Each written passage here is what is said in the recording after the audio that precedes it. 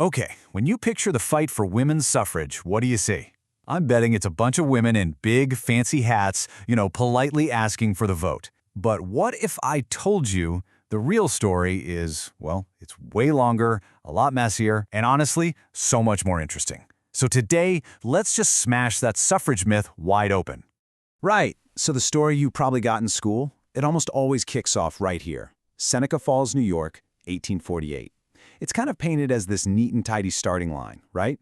The official birthplace of the women's rights movement, all thanks to a fancy document called the Declaration of Sentiments. But is that the real deal? What if I told you that's not really where the story starts at all? Not even close. To get the actual picture, we gotta rewind, way back. And here's what's so wild. The whole idea of women holding power, it wasn't new to America at all. I mean, long before European colonists ever showed up, women in indigenous nations like the Haudenosaunee held real, formal political power. You had clan mothers who literally chose the chiefs. Wampanoag women could become leaders or sachems. Now think about the total opposite. Colonial women, who the second they got married, legally lost pretty much everything, including the right to own their own property. It's a night and day difference. So if it didn't start at a Tea Party, where did the movement we recognize today actually begin? Well, it wasn't forged at a convention. It was forged in the fire of another brutal fight for freedom, the anti-slavery movement. See, women who were speaking out against the absolute horror of slavery kept running into the same wall. They were getting attacked not just for what they were saying, but for the simple fact that they were women daring to speak in public. Just look at some of these trailblazers. You had the Grimke sisters, Sarah and Angelina. People told them it was downright scandalous for them to give speeches to audiences with men in them, and their response was basically, "Oh yeah? Watch us." They started fighting for their own right to speak out. Then there's Abby Kelly Foster. I mean, this woman faced angry mobs who threw rotten eggs at her and literally burned down a building she was speaking in. But did that scare her off? Nope. It just fired her up even more. And that's when the big light bulb went off for so many of them. How could they possibly fight for someone else's freedom if they had no rights of their own? Okay, so fast forward. The Civil War ends. The country passes the 15th Amendment. And this is huge, right? It says the right to vote can't be denied because of your race or color. A massive, crucial step for racial justice. You'd think that the women's rights movement, which was born from abolitionism, would have celebrated this. But instead, this exact moment caused a deep, painful, and honestly pretty ugly split. It literally broke the movement in two. You had two rival groups with completely different ideas. On one side, you've got Elizabeth Cady Stanton and Susan B. Anthony. They formed the National Women's Suffrage Association, or NWSA, and they were absolutely furious that the amendment didn't include women. Their argument, educated white women should get the vote before black men. Yikes. Then on the other side, you had people like Lucy Stone and the great Frederick Douglass. They led the American Women's Suffrage Association, the AWSA, and they supported the amendment, seeing it as an urgent life-or-death step for black Americans. And listen, the language got ugly. Stanton used openly racist and anti-immigrant rhetoric to make her case. I mean, just listen to this. She talked about men she called Patrick and Sambo and Hans and Young Tang, her words, making laws for, quote, educated, refined women. This wasn't just some polite political disagreement. This was a deep ideological wound that exposed some really dark prejudices within the movement. And in sharp contrast to that, you have black activists like Frances Ellen Watkins Harper, who just cut right through the hypocrisy. Her message was powerful. You white women speak here of rights, I speak of wrongs. I mean, that just lays bare the massive gap in their experiences, right? For black women, this wasn't just about getting to vote.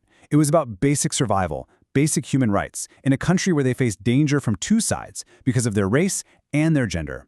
And because of this painful exclusion, they had no choice but to form their own powerful organizations. So let's jump ahead to the early 1900s. And honestly, the movement is kind of stuck.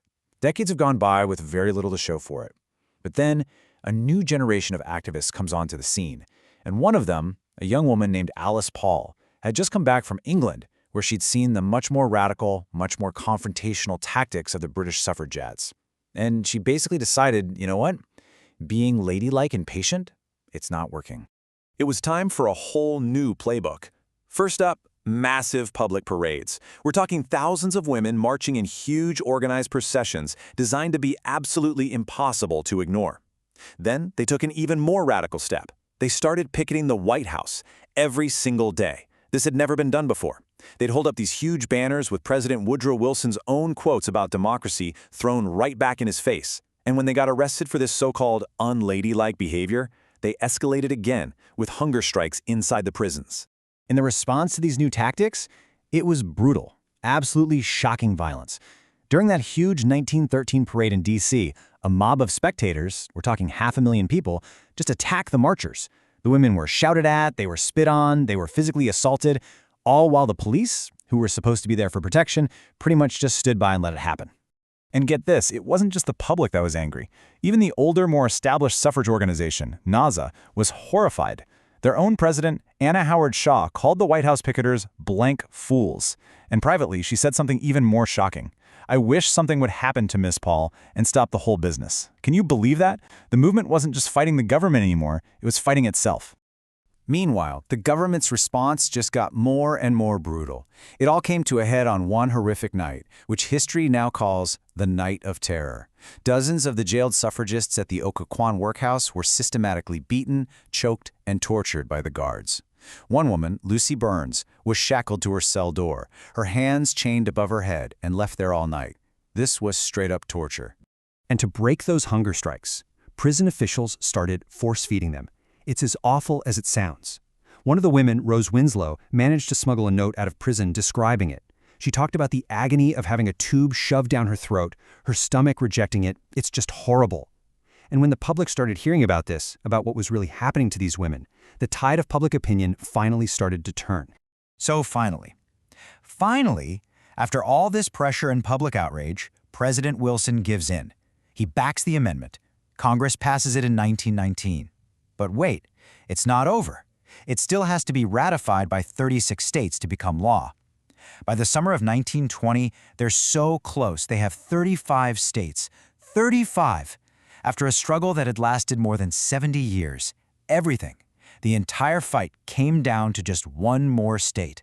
And that final battleground? Tennessee. The state capital, Nashville, turned into an absolute political war zone. Lobbyists for and against suffrage flooded the city. It was nicknamed the War of the Roses. The suffragists wore yellow roses on their lapels, and the antis, the people against the vote, they wore red ones. And in the state legislature, the vote was completely deadlocked, a total nail-biter. It all came down to one guy, Harry Burn. He was the youngest legislator there, and he had a red rose on his lapel. Everyone expected him to vote no. But that very morning, he got a letter from his mom, Phoebe, and in it, she wrote, "Hurrah and vote for suffrage. Don't forget to be a good boy and help Mrs. Cat." So when it was his turn to vote, with his mom's letter in his pocket, he stunned everyone. He voted aye. Just like that, a letter from a mother to her son tipped the scales of American history.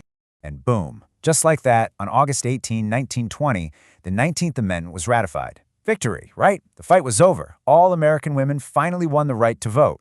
Or did they? This is the final, crucial part of the story. And the answer, unfortunately, is a hard no.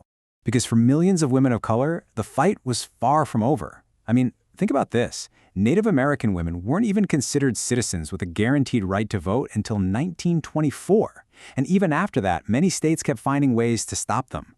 For women of Chinese ancestry, it wasn't until 1943 when the Chinese Exclusion Act was repealed. And for black women, especially in the South, the 19th Amendment was basically just words on paper.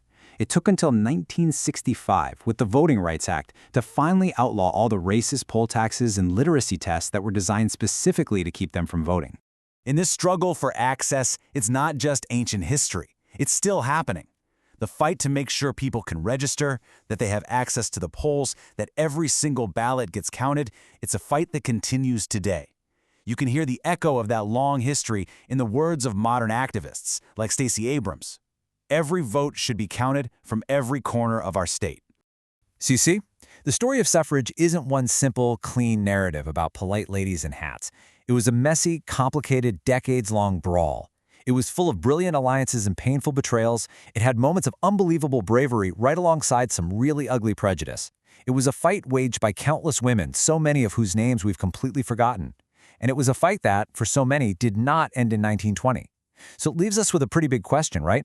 What does the next chapter of that fight for truly representative democracy actually look like?